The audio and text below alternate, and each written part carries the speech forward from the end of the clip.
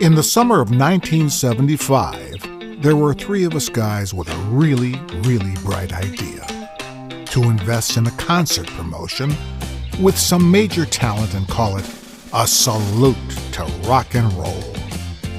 We found a venue that we thought was prime, the Glacier Dome of Traverse City.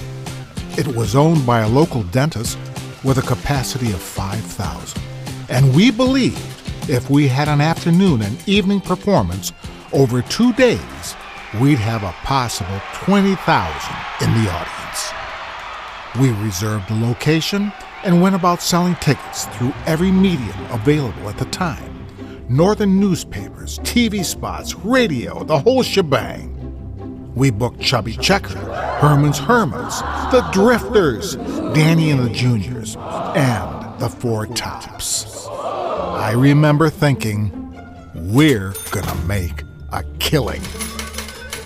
I also had my mother and father and brother and sister-in-law come up to Traverse City to pass out promotional flyers to the locals, sticking them on every car windshield we could find in the city. But ticket pre-sales weren't going well at all. The day before the first performances, we may have sold 800 to 900 tickets. I'm not really sure. I began fearing we were about to lose our shirts. My family was trying to keep me encouraged by telling me that people would show up at the door to buy their tickets. You know, if you build it, they will come. Yeah. Out of a potential of 20,000, we sold about 1,200 tickets total. We had each lost about 10 grand, which in 2019 dollars could have afforded us a fleet of Cadillacs. Out of desperation, on the second night we ended up scalping our own tickets for half the price. No takers. I recall I couldn't afford a spotlight operator, so my brother ran the spotlight. During Chubby Checker's performance, which was the final act, attendance was so dismal that we asked Chubby to wrap it up, please. He refused, probably because he didn't want to be accused of not completing his set. My brother was so angered with the turmoil that he turned off the spotlight. But Chubby just kept twisting and twisting. By now, my father had a heart attack and was taken to Munson Hospital in Traverse City.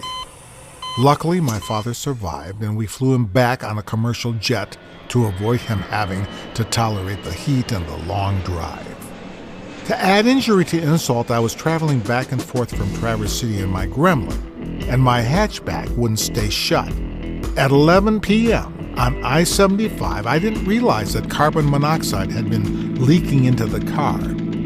I was so tired that I placed my briefcase on the accelerator pedal as a makeshift cruise control.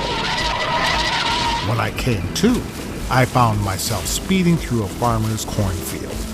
I managed to get back to the freeway with all the windows down this time and temperatures below 40. This was the first and last concert promotion I ever did. I thought that being in the music business, my knowledge base was good enough that I could tackle anything. Moral of the story: if you don't know what you're doing, don't expect any kind of success. Never put on a concert in Traverse City during the National Cherry Festival.